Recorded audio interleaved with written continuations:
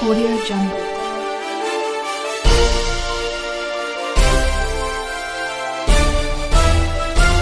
Audio Jungle. YouTube channel live cities में अभी हमारे साथ हैं बिहार के मधेपुरा से लोकसभा सांसद और जन अधिकार पार्टी के संरक्षक पप्पू यादव जी।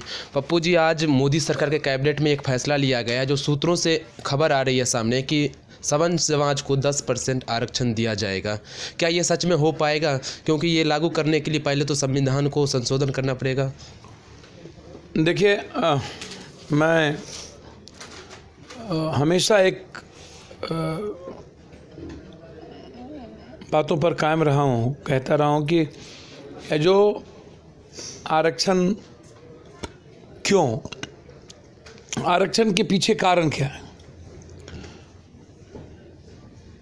सामाजिक शैक्षणिक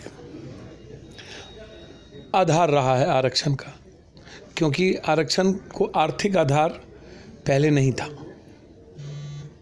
आप इसको उठा करके देख लीजिए।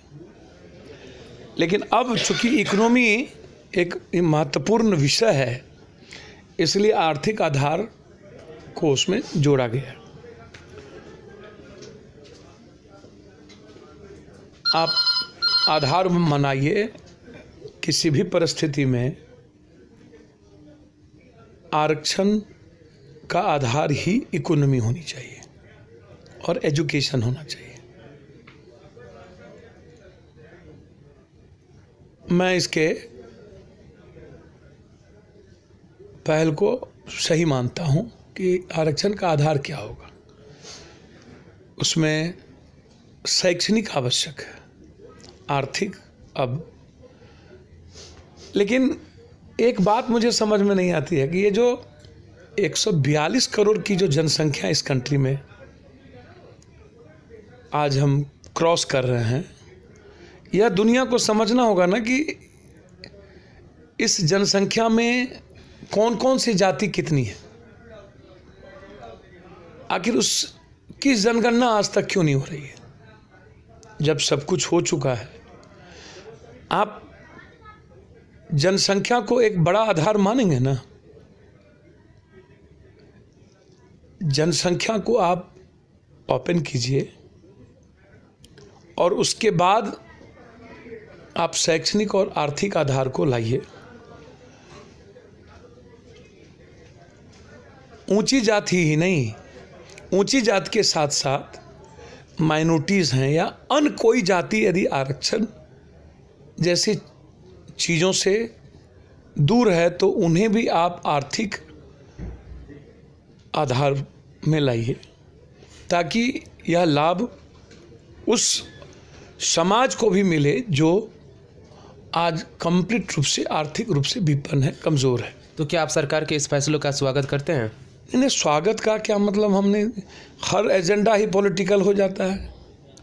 इसके पहले ST SC स्वर्ण का आपने हस्र देख लिया, इसके पहले स्टार्टअप स्किल स्टैंड अप कौशल का हस्र देख लिया, इसके पहले 15 लाख रुपये का हस्र देख लिया, इसके पहले काला धन का हस्र देख लिया, इसके पहले स्मार्ट सिटी का हस्र देख लिया, इसके पहले प्रधानमंत्री आदर्श गांव का हस्र देख लिया, इसके पहले 2 करोड़ नौकरी का हस्र आपने देख लिया। आप 2 महीने के बाद कंप्लीट रूप से हम आचार संहिता में जाएंगे। संविधान बदलने की बात, संविधान चीज़ों के आने की बात, आपका लास्ट बजट है, 15 दिन आगे बजट होगी। सुप्रीम कोर्ट का जो वर्डिक्ट है वो पहले ही 50% क्रॉस आप आरक्षण कर नहीं सकते हैं। आप 50 एबव आरक्षण की बात कर रहे हैं। फिर कोई सुप्रीम कोर्ट नोटिस ले लिया, कोई चला जाएगा तो फिर वहाँ पर ये बहस शुरू हो जाएगी। फिर आप कहेंगे कि मैंने कोशिश की। दूसरी चीज़, आप समाज के बीच ये बहस छेड़ दीजिएगा। कुछ लोग बोलेंगे हमें आर्थिक आधार पर क्यों नहीं दिया जाएगा।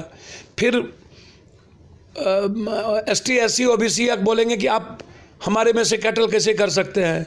तो ये जो तनाव की बातें भी आ जाएगी। देखिए, आप एक नई चीज़ को दीजिए। मैं कंप्लीट रूप से मैं इसके पक्ष में हूँ कि जो जिस भी जाति में गरीब है, शैक्षणिक रूप से है, यदि आरक्षण एक व्यवस्था है तो उसको मिलनी चाहिए। स्पेसिफिक पॉलिटिकल एजेंडा और जुमलाबाजी नहीं। और राजनीति नहीं। आप हमेशा राजनीति में हर चीज़ को घसीटिए गया, और राजनीतिक एजेंडा तय कीजिएगा कि आप काम कीजिएगा, उसको वे को दीजिएगा। और ऊंची जात के गरीब को आर्थिक आधार पर आप आरक्षण देने की बात कर रहे हैं, तो ये सवाल बहुत दिनों से उठा है, सभी ने कहा है। आज आप कोई नई चीज़ नहीं कर रहे, लेकिन जनगणना के आधार पर जाति के संशोधन का जो बात आ रहा है उसको आप क्यों ओपन नहीं कर रहे? और फिर और जो वर्ग हैं समाज में जो काफ़ी गरीबी रेखा के नीचे है, उसके इकोनॉमिकल और उसकी जनसंख्या की बात क्यों नहीं कर रहे हैं? तो आप करना चाहते हैं तो कंप्लीट एजेंडा मत बनाइए, जुमलाबाजी मत कीजिए, और इसको लटकाने की बात मत कीजिए, और वोट और नफरत पैदा करने के लिए कोई चीज़ मत कीजिए। इसका हश्र क्या होगा वो तो बाद की चीज़ें हैं, लेकिन मैं इतना ज़रूर कहूँगा कि नरेंद्र मोदी जी को सबसे पहले जाति जनगणना के आधार पर लाइए, और जो भी समाज और वर्ग गरीब है उसको शैक्षणिक और आर्थिक आधार मान करके आरक्षण को करिए, ताकि इसका लाभ सभी वर्गों को और सभी गरीब को मिले। आज बिहार में माछ भात खिलाएंगे, 2019 में महागठबंधन को जिताएंगे, माछ भात का भोज का आयोजन किया गया था महागठबंधन की तरफ से। मुकेश सैनी जो नए नए आए हैं महागठबंधन में, वो आयोजित करता थे। इसमें तेजस्वी यादव, उपेंद्र कुशवाहा, जीतन अमाजी सब शिरकत किए हुए थे। क्या आपको लग रहा है ये हो पाएगा 2019 में? पहले तो हम कहेंगे जो ये जो यादव, राजपूत, ब्रह्म, भूमिहार भाई के जो दादा लोग हैं, ताकतवर लोग, ये सब गंगा को, कोसी को कब्जा किए हुआ है, नदी को। जहाँ पर निषाद भाई काम करते थे उस पर, वहाँ सारे जलकरों पर ये दबंग लोग कब्जा किए हुआ है। तो पहले उसको कहिए ना, महागठबंधन को, अपने जात सबको का जो दबंग है, जिस पर जलकर का कब्जा है, पहले निषादों के जो इकोनॉमी पर चोट मारा है उसको करें ना। माछ भात पहले आप जलकर को, सबसे ज़्यादा जलकर का कब्जा यादव, राजपूत और भूमिहार का गुंडा किया हुआ है, जाति का सबसे ज़्यादा। पहले आप उसके जलकर को फ्री करो। ये जो माछ भात उसकी इकोनॉमी के पेट पर चोट मार रहे हो, उसका नदियों पर जो जल पर जिनका कब्जा था उसको आपने लात मार के भगा दिया। कहीं बीजेपी ये भीम दलित को बाद अब दलित खाना खिला करके वोट देगा? हे बाप रे, अब माछ खिला करके वोट रोको, और कहिए कि बिहार का माछ मछली से बिहार में बिकेगा। हम घोषणा करते हैं हमारी सरकार आएगी तो हम बाहर की सारी मछली रोक देंगे, और बिहार की नदी की मछली को हम लाएंगे, और जो मछुआ, जो निषाद जाति के लोग जो को हम पूरी नदियों पर कब अधिकार देंगे। पोखर सभी रखे, सभी जात गरीब के रखे, लेकिन निषाद का जो भी वर्ग है उसको पूरा फ्रीडम देंगे। जलकर पर जो गवर्नमेंट का वे होगा उसमें निषाद, अन्य जो सामाजिक रूप, आर्थिक रूप से उसको हम लाएंगे। ये जो दबंग लोग हैं इसकी दादागिरी हम बंद करेंगे। माछ भात खाने से पॉलिटिकल एजेंडा जो सब इधर दिल्ली में दलित को रुझाना, इसको ये आप दलित IAS IPS बनना चाहता है, दलित देश का राज करना चाह रहा है, क्योंकि 28% है। दोनों कहिए ना मुख्यमंत्री का घोषणा करे, निषाद को उप मुख्यमंत्री बनाए। हम तो कह रहे हैं कि निषाद जाति को हम उप मुख्यमंत्री बनाएंगे, और पूरा नदियों पर जो जितना दादाओं का कब्जा है सब फ्री करेंगे, और आंध्रा और सब माछ को हम बिहार में जाने से रोक देंगे, और वहीं के नदी का माछ हम खाने, इकोनॉमी को डेवलप करेंगे। ये पप्पू यादव का सीधा है, ये राजनीति है, पॉलिटिकल एजेंडा। हाँ, ये ऐसे चलता है दुनिया। नीतीश कुमार ने कहा है कि सड़क छाप से उठकर लोग ये महागठबंधन किए। देखिए, इस मामले में मैं ये नहीं कहूँगा, कल नीतीश कुमार जी के साथ थे निषाद, भाजपा के साथ थे, कल कहीं और थे। कल कुशवाहा जी नीतीश कुमार जी के साथ थे, तब सड़क छाप नहीं थे। किसी व्यक्ति को सड़क छाप नहीं कहा जा सकता है। नीतीश कुमार जी बहुत बड़े लीडर हैं, मैं बहुत सम्मान करता हूँ। नीतीश कुमार जी की अभी एक प्रवक्ता ने फालतू बातें कर दिया। क्या औकात है उसकी, नीरज कुमार की, जो फालतू बातें करते हैं।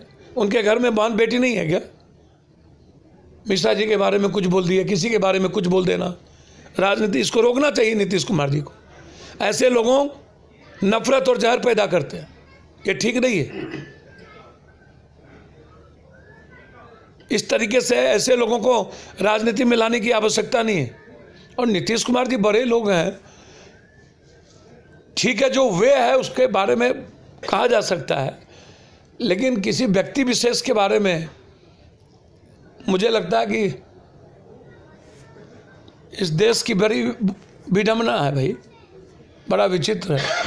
कौन, जब चाय वाले देश के प्राइम मिनिस्टर हो सकते हैं तो माछ वाला भी प्राइम मिनिस्टर हो जाएगा, कोई कुछो वाला प्राइम मिनिस्टर हो जाएगा। कब देश में क्या हो जाए, बड़ा विचित्र है। इसीलिए हम उसमें नहीं जाएंगे। मैंने कहा कि माछ भात या भीम भात जो दलित कर रहे हैं, ये पॉलिटिकल एजेंडा हो सकता है, उसका वे नहीं हो सकता है। और यदि हिम्मत है तो इनके गुंडों को कहिए पहले ये घोषणा पत्र में लाए, हम ही करेंगे, मैं घोषणा पत्र में लाने जा रहा हूँ। और कहिए मैं निषाद को मुख्यमंत्री दूंगा, और कहिए कि मछली बाहर की नहीं आने देंगे, तय करिए। तो इकोनॉमी पर तय करो ना, उसका एजुकेशन एजेंडा तय करो ना। इस्तेमाल करना बंद करिए, ये लोग दलित और निषादों का इस्तेमाल अब नहीं करिए और ना कोई होगा।